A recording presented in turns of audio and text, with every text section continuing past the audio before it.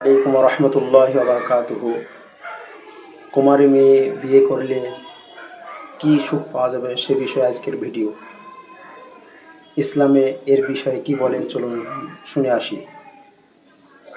স্বামী স্ত্রীর জন্য কল্যাণ ও বরকতের দোয়া করতে হবে।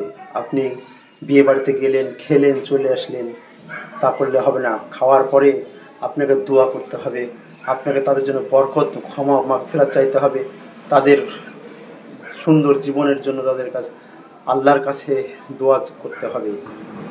জাবির ইবনু আব্দুল্লাহ রাদিয়াল্লাহু তাআলা আনহু বলেন, আমার আব্বা 7 জন অথবা 9 জন কন্যা রেখে মৃত্যুবরণ করলেন।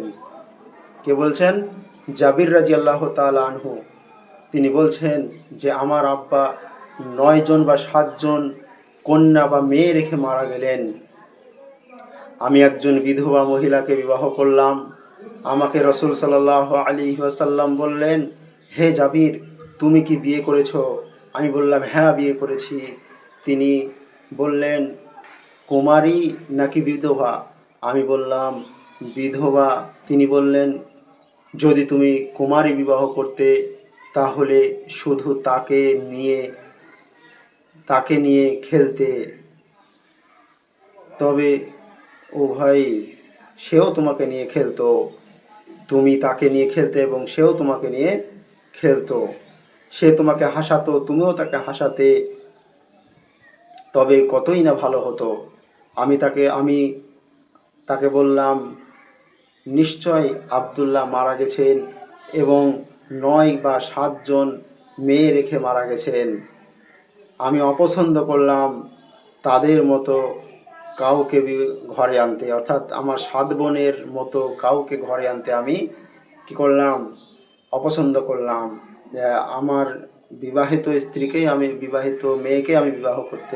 বিধবা মেয়েকে বিবাহ করতে আমি বেশি পছন্দ করলাম। কারণ আমার ঘরে আমার আব্বার 7টা থেকে 9টা মেয়ে ঘরে রেখে মারা গেছেন। অতএব আমি ছোট মেয়ে বিয়ে করব না, অতএব বিধবা মেয়ে আমি বিবাহ করলাম। জাবির রাদিয়াল্লাহু তাআলা তিনি বলছেন। তারপরে কি বলছেন?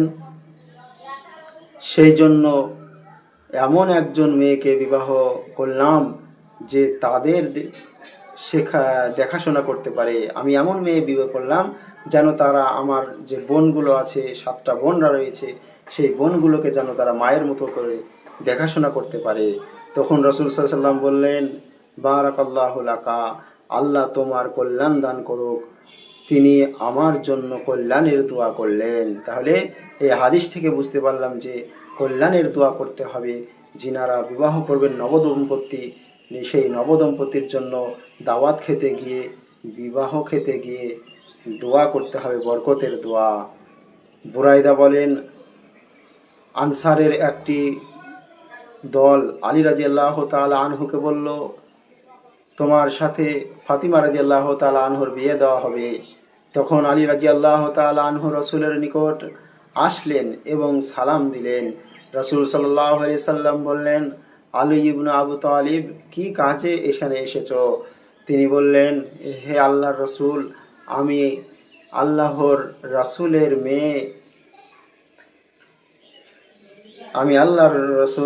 মেয়ে ফাতিমাকে স্মরণ করেছি। রাসূল সাল্লাল্লাহু আলাইহি সাল্লাম বললেন, মারহাবা, স্বাগতম। এর চেয়ে বেশি কিছু বললেন না। এরপর আলী রাদিয়াল্লাহু তাআলা আনহু ওই অপেক্ষমান আনসারদের নিকট গেলেন।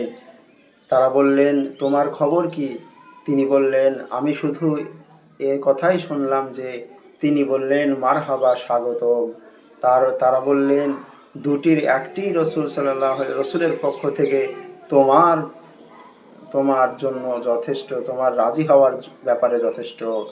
অথচ তোমাকে মারহাবা ও স্বাগতম উভয়ই দিয়েছেন।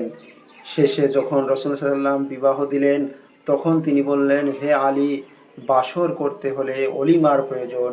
সাদ রাদিয়াল্লাহু তাআলা আনহু বললেন, আমার কাছে মেষ আছে।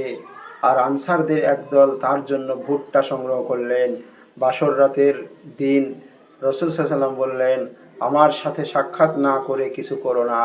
রাসূল সাল্লাল্লাহু আলাইহি সাল্লাম পানি নিয়ে অজু করলেন। এরপর বাকি পানি আলী রাদিয়াল্লাহু তাআলা আনহুর গায়ে ছিটিয়ে দিয়ে বললেন, আল্লাহুম্মা বারিক ফিমা ওয়া বারিক লাহুমা ফি বাইনাহুমা।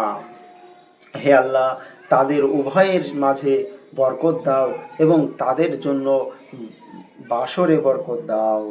তাহলে দুই নবদম্পতির জন্য আল্লাহ রাসূল সাল্লাল্লাহু আলাইহি ওয়াসাল্লাম নিজের জামাতা এবং নিজের মেয়ের জন্য দোয়া করেছেন, বিবাহ দেওয়ার পরে অলিমা করেছেন এবং তিনি তাদের দুজনের জন্য দোয়া করেছেন বরকতের পানি ছিটিয়ে দিয়ে, অজুর পানি, বরকতের পানি আল্লাহ রাসূল সাল্লাল্লাহু আলাইহি ওয়াসাল্লামের হাতের পানি ছিটিয়ে দিয়ে তাদের জন্য দোয়া করেছেন। দোয়াটি হচ্ছে আল্লাহুম্মা বারিক ফিমা ফিহিমা ওয়া বারিক লাহুমা ফি ফি বিনাইহিমা, এবং তাদের বাসরে বরকত দান করো। আল্লাহ রাব্বুল আলামিন আমাদেরকে যেন ইসলামের বিধান মোতাবেক চলার এবং বিয়ের আসরে যাওয়ার এবং দোয়া করার তৌফিক দান করেন। আমিন।